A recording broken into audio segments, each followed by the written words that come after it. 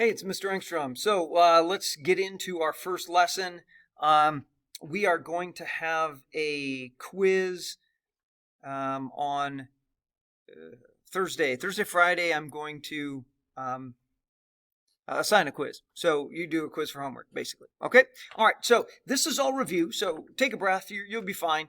But there might be stuff that you don't remember. So make sure that you stay focused and take good notes. Notes are for you. Write down what you need to. Remember, you can use your notes on the quiz. Okay? Well, let's get right into it. Here we go. Here are objectives. Write them down if you need to. You might not need to, but here's where we're headed. Okay? Here's. There we go. Determine whether a relation is a function. So yes or no, is this relation a function? Identify the domain, the range of a function or relation, right? Here we go. And evaluate functions. That's what we're doing in this video and for your homework. All right, let's get moving. Okay, so you got some terms. Now, you might know these. I don't know. You might need to write them down. You might need to pause the video and write these down. Okay, but here we go. A relation is simply a pairing of elements of one set with elements of a second set. You got inputs and outputs. In other words, you got ordered pairs, right? X's, Y's, inputs, outputs. Okay, you put something in, you get something out. A pairing. Okay, that's what a relation is. Okay, so here we go. The domain of a relation is anything X can be. It's the inputs. It's the X coordinates. Okay, anything X can be. It's a description. Sometimes X can only be a couple of things. Sometimes it can be anything from 2 to 7, not including 2 and 7, right? So it can be a set, and we can use set notation for that.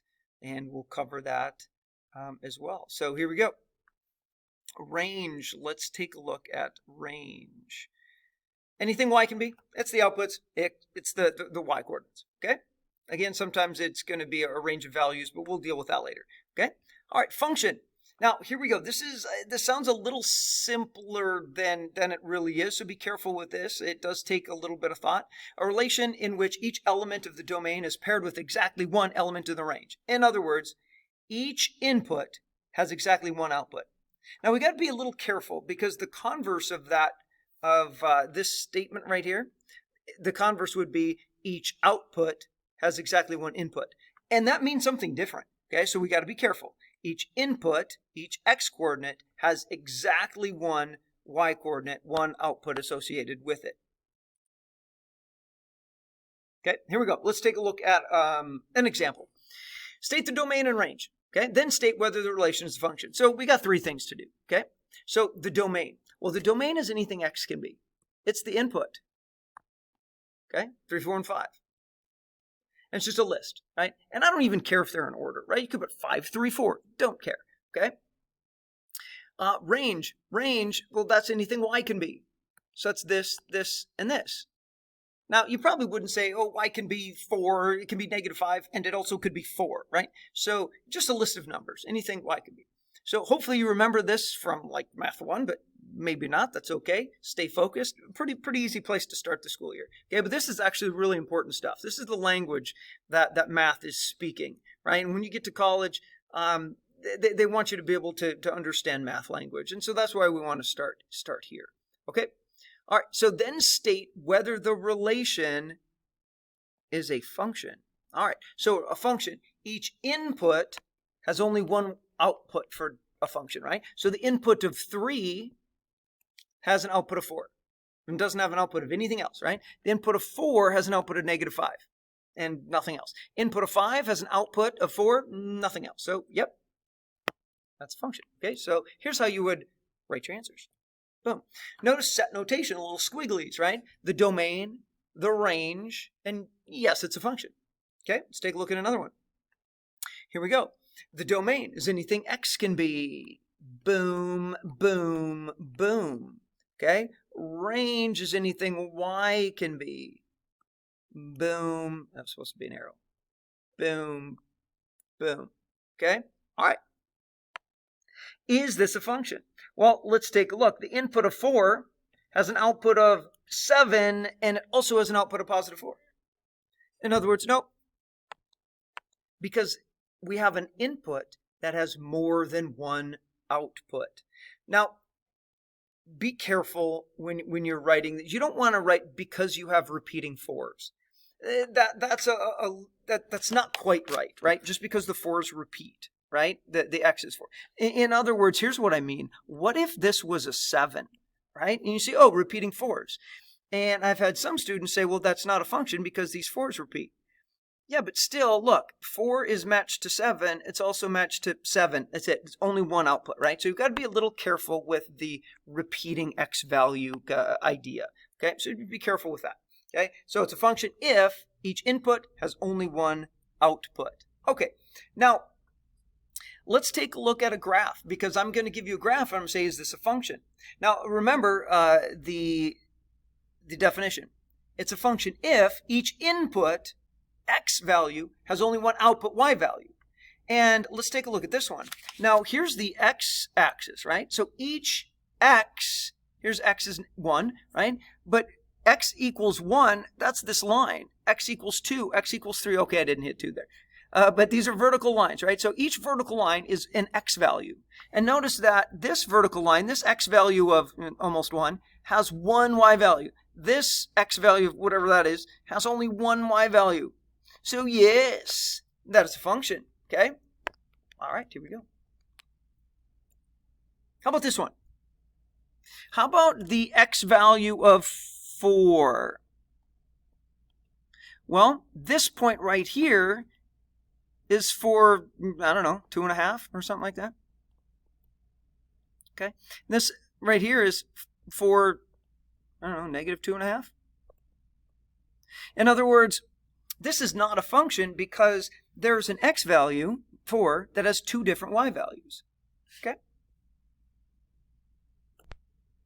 So we call this the vertical line test. Take a look at page 7 in your textbook. Vertical line test. It's to see if something is a graph, is the graph of a function.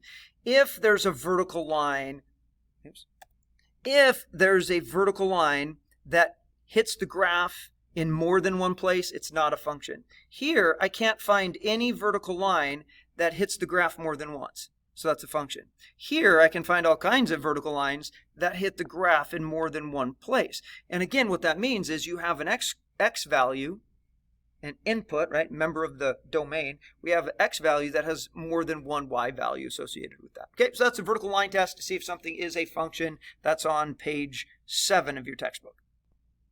Okay, so the last part of our objective, last objective that we're going to look at is evaluate functions. Again, we're kind of flying through this. This is in your book.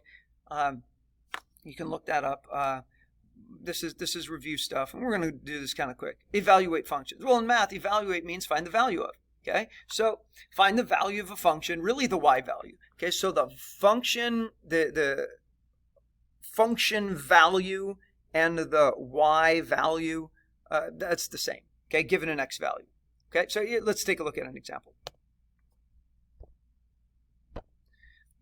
Here we go. Evaluate the given function for the given value. So here's our function, f of x, that's function notation. Oops.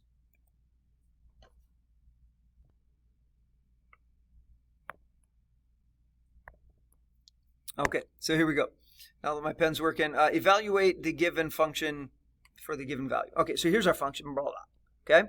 All right, so f of x equals this. That's what we call function notation. We want to find f of negative 3. Well, that's the y value. That's the output.